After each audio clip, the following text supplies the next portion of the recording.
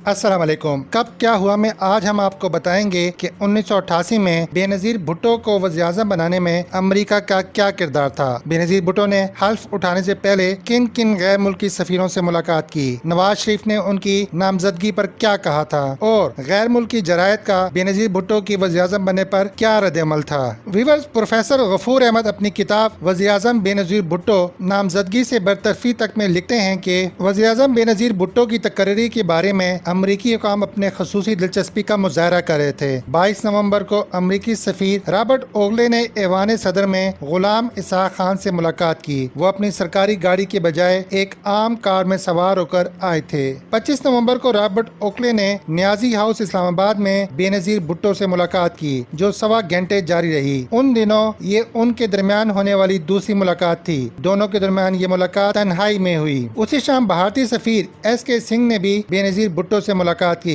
बेनज़ीर ने भारतीय वज़ीर-ए-आज़म राजीव गांधी की जानिब से इंतखाब में कामयाबी हासिल करने पर मुबारकबाद के पैगाम का शुक्रिया अदा किया। 25 नवंबर को अमेरिका के दो नायब वज़रा अचानक पाकिस्तान पहुंच गए। 30 नवंबर को अमेरिका के वज़ीर खारजा रिचर्ड मर्नी और नायब वज़ीर दिफा आर्मा कोस ने न्याजी हाउस में बेनज़ीर भुट्टो से मुलाकात की। 28 नवंबर को बेनज़ीर भुट्टो ने रूसी सफारतखाने जाकर रूसी सफीर से मुलाकात की, जो 1 घंटे तक जारी रही। ये सफारती सरगर्मियां बेनज़ीर भुट्टो के हक में बार आवर साबित हुई। सदर गुलाम इसाक खान के साबका मौक़िफ़ के बरक्स 27 नवंबर को सरकारी ज़राए से बताया गया कि 1 दिसंबर की शाम को सदर कौम से खिताब करेंगे, जिसमें वो वज़ीर-ए-आज़म के तकर्रुर का ऐलान करेंगे। उस वक्त गुमान गालिब यही था कि वो बेनज़ीर भुट्टो को वज़ीर-ए-आज़म के ओहदे पर नामज़द करने का ऐलान करेंगे। प्रोफेसर गफूर अहमद आगे चल कर लिखते हैं कि जुमरात 1 दिसंबर 1988 को 7:30 बजे शब रेडियो और TV पर कौम से खिताब करते हुए सदर गुलाम इसहाक खान ने बेनज़ीर भुट्टो को मुल्क का वज़ीर-ए-आज़म नामज़द कर दिया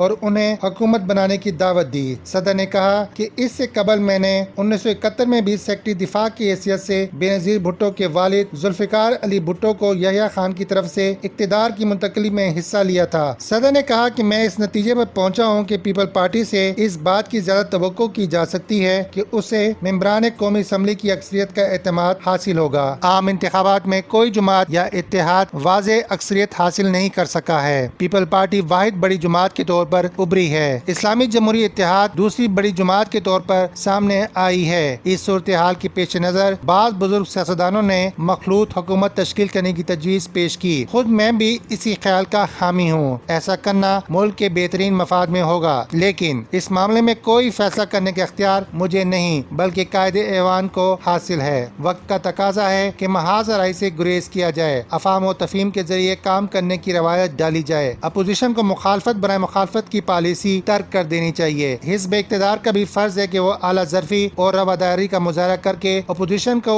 उसका जायज़ मकाम दे। सदर ने कहा कि मोहतरमा बेनज़ीर भुट्टो एक जवान साल आला तालीम याफ्ता, मुहज़्ज़ब, शाइस्ता और बासलाहियत खातून है। वो बेहतरीन कायदाना सलाहियतें और मुदब्बराना बसीरत रखती हैं। उनके दिल में मुल्क की मोहब्बत और आवाम की खिदमत का काबिल कदर जज्बा मौजूद है। सबसे बढ़कर ये कि वो आवाम की पसंद और कौम का इंतखाब हैं। पाकिस्तान के आला तरीन इंतजामी ओहदे के लिए नामजदगी पर मैं उन्हें दिल की गहराइयों से मुबारकबाद देता हूँ। उनकी कामयाबी के लिए दुआ गो हूँ और उम्मीद करता हूँ कि उनकी क़यादत मुल्क और कौम के लिए अजमत और इफ्तिखार की नवीद साबित होगी। दस्तूर के मुताबिक नामजद वज़ीर-ए-आज़म को 60 दिन के अंदर कौमी असम्बली से एतमाद का वोट हासिल करना होगा। सदर ने हंगामी हालत उठाने, इमरजेंसी कौंसिल खत्म करने और निगरान वफाकी काबीना तोड़ देने का ऐलान भी कर दिया। बिलावल हाउस कराची को वज़ीर-ए-आज़म हाउस की हैसियत दे दी गई। बेनज़ीर भुट्टो के वज़ीर-ए-आज़म नामजद होने पर अमेरिका के सदर रोनाल्ड रेगन ने उन्हें मुबारकबाद का खत भेजा। बांग्लादेश के सदर की जानिब से भी उन्हें मुबारकबाद का पैगाम मौसूल हुआ। अल्ताफ हुसैन ने अपनी जानिब से अपनी तंजीम और तमाम मुहाजिर अवाम की जानिब से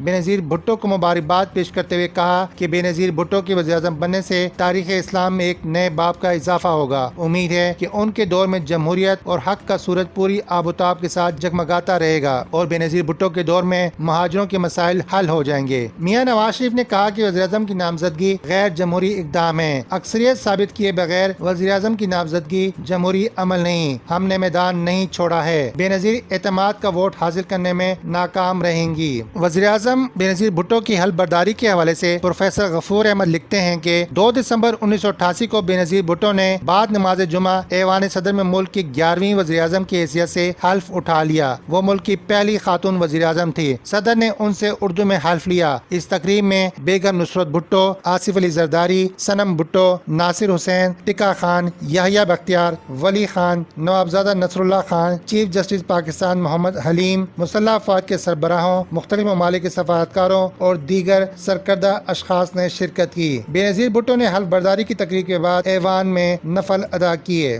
बेनज़ीर भुट्टो के वज़ीर आज़म बनने पर फार ईस्टर्न इकनॉमिक रिव्यू ने अपने 3 दिसंबर के शुमारे में पाकिस्तान के हालात पर तबसरा करते हुए लिखा कि 16 नवंबर को इंतखाबात में कामयाबी हासिल करने के बावजूद बेनज़ीर भुट्टो को इक़्तिदार की सीढ़ियों पर कदम रखने में 2 हफ्तों की ताख़ीर इसलिए हुई कि वो फौज के आला हुकाम को मुतमईन करना चाहती थी और उन्हें इस बात का यकीन दिलाने की कोशिश कर रही थी कि बरसरे इक़्तिदार आने के बाद वो फौज के मफादात के खिलाफ कोई काम नहीं करेंगी। फौज के आला हलकों में बेचैनी इस हवाले से थी कि उसने जिस शख्स की हुकूमत का तख्ता उल्टा है, अब उसकी बेटी मुल्क की अक्सरियती पार्टी की लीडर है और कहीं ऐसा ना हो कि बरसरे इक़्तिदार आने के बाद वो जज्बा इंतकाम में फौज के खिलाफ इक़दाम करने लगे। इन खदशात का इजहार इस बात से भी हुआ कि 2 दिसंबर को बेगम नुसरत भुट्टो ने कहा कि मार्शल लॉ और आमियत मेरे शोहर और मेरे बेटे को निगल गई। अगर मुल्क में जमहूरियत चलती रहती तो किसी का क्या बिगड़ता। पाकिस्तान के हालात पर तबसरा करते हुए गल्फ न्यूज ने अपनी 2 दिसंबर की शात में लिखा कि बेनज़ीर को ना तो कौमी असम्बली में अक्सरियत हासिल है और ना ही उन्हें हुक्मरानी का कोई तजुर्बा है। उन्होंने इक़्तिदार हासिल तो कर लिया, लेकिन अब हकीकी मसाइल का आगाज होगा। अवाम ने उनसे बहुत ज्यादा तवक्कुआत वाबस्ता कर ली हैं, लेकिन उनको पूरा करने में बेनज़ीर को शदीद मुश्किलात का सामना करना पड़ेगा। 35 साल बेनज़ीर भुट्टो ने इससे कबल कोई छोटी मोटी कौंसल भी नहीं चलाई। अमरीकी रसाले न्यूज वीक ने पाकिस्तान की सूरत हाल के बारे में लिखा कि बेनज़ीर भुट्टो ने सियासी जोड़ तोड़ करने में नवाज शरीफ से ज्यादा मेहनत की। उन्होंने कई मामलात में अपनी जिद छोड़ दी। वीवर, अगर आपको ये वीडियो पसंद आई हो तो इसे लाइक और शेयर करें, और अगर आपने अब तक हमारा ये यूट्यूब चैनल सब्सक्राइब नहीं किया तो प्लीज इसे सब्सक्राइब कर लें और बेल आइकॉन पर क्लिक करना हरगिज ना भूलिए। शुक्रिया।